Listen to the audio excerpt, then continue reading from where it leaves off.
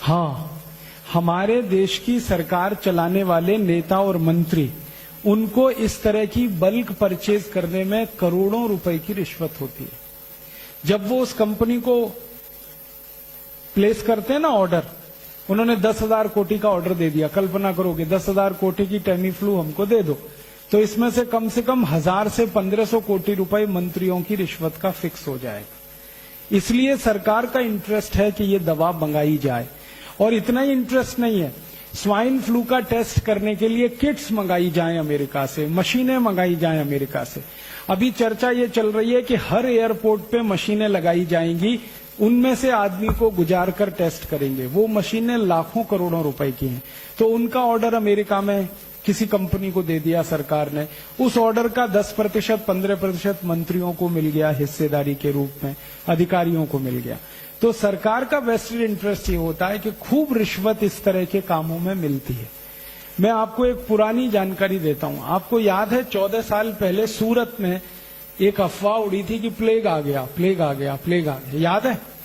उसका दुष्परिणाम क्या हुआ कि पूरे सूरत की टेक्सटाइल इंडस्ट्री बंद हो गई, पूरे सूरत की।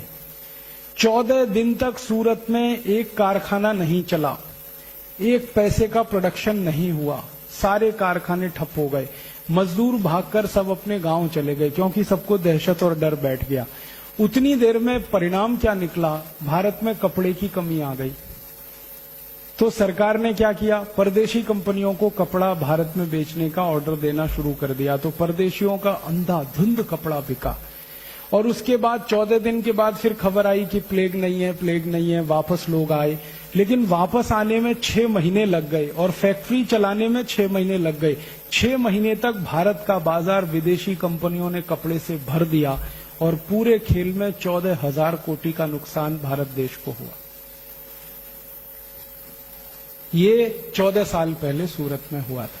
फिर बाद में वैज्ञानिकों ने जांच की तो पता चला कोई प्लेग नहीं था, सिर्फ अफवाह थी। और वो अफवाह उन कंपनियों ने फैलाई थी जिनको भारत में कापड़ बेचना था। यही खेल अभी हो रहा है। और अभी खेल क्या हो रहा है? पुणे कितने दिन से बंद है? 8 दिन हो गए। पुणे में एक दिन की गतिविधि जो चलती है, जिसको अंग्रेजी में हम सब ट्रांजैक्शन कहते हैं, कितने करोड़ का होगा? 500 कोटी। अब 500 कोटी का ट्रांजैक्शन एक दिन का, तो 8 दिन का 4,000 कोटी रुपए नुकसान हो गया पुणे का, सिर्फ एक झूठी अफवाह के आधार पर। अब ये 4,000 कोटी का नुकसान तो हो ही गया, वो एक बात है। अब वो कंपनी यहां जब दवा बेचेगी और वैक्सीन बेचेगी तो पुणे का और 10,000 कोटी का नुकसान होगा, क्योंकि हम वैक्सीन खरीदेंगे, दवा खरीदेंगे, पैसा उस कंपनी के हाथ में जाए। और अगर ये खेल लंबा चल गया तो जानते हैं क्या होगा?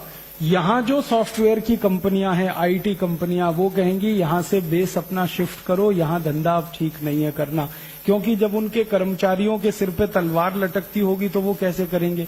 वो यहां से अगर शिफ्ट कर गए, बेंगलोर चले गए या कहीं और चले गए, तो पुणे का ये जो आधार बना ये खत्म हो जाएगा, हजारों लोगों की नौकरियां खत्म हो जाएंगी। इतना बड़ा खेल है ये। और ये खेल सिर्फ बीमारी का नहीं है, ये खेल एक युद्ध का हिस्सा है। और ये युद्ध जो है ना, आर्थिक युद्ध है। कुछ युद्ध होते हैं वो सैनिक युद्ध होते हैं। सैनिक युद्ध में हमारी सेना दुश्मन की सेना से सीधे लड़ती है बॉर्डर पे। लेकिन कुछ युद्ध होते हैं जो आर्थिक युद्ध होते हैं, जो आपके बाजार में लड़े जाते हैं, जिसमें कोई विदेशी कंपनी आके एक झटके में आपका 4,000 कोटी का नुकसान कर देती है और वही कंपनी और 10-20 हजार कोटी वहां से लूट के ले जाती है। ये आर्थिक युद्ध है। अब इस आर्थिक युद्ध में सैनिक आप हैं। सैनिक युद्ध के सैनिक बॉर्डर पे हैं। आर्मी के, एयरफोर्स के, नेवल फोर्स के सैनिक हैं। वो बॉर्डर पे देश की एक एक इंच जमीन की रक्षा करने के लिए लड़ रहे हैं। तो आप देश के आर्थिक युद्ध के सैनिक बने, जो देश का एक एक रुपया, एक एक पाई, एक एक धन की संपत्ति को बचाने की लड़ाई लड़े। इसलिए सैनिकों का दिमाग साफ होना चाहिए, क्लियर होना चाहिए अपने उद्देश्य के प्रति और अपनी संपूर्ण समर्पण के प्रति। आपका उद्देश्य अगर आपको साफ दिख रहा है तो युद्ध में आप लड़ेंगे और जीतेंगे। और अगर आपका उद्देश्य ही आपको साफ नहीं दिख रहा है तो लड़ेंगे तो सही, लेकिन हारेंगे। इसलिए ये आज का कार्यक्रम रखा गया कि ये आर्थिक युद्ध भारत के खिलाफ शुरू हुआ है और इस युद्ध में बड़े बड़े लोग शामिल हैं। उनमें सबसे बड़ा देश है अमेरिका।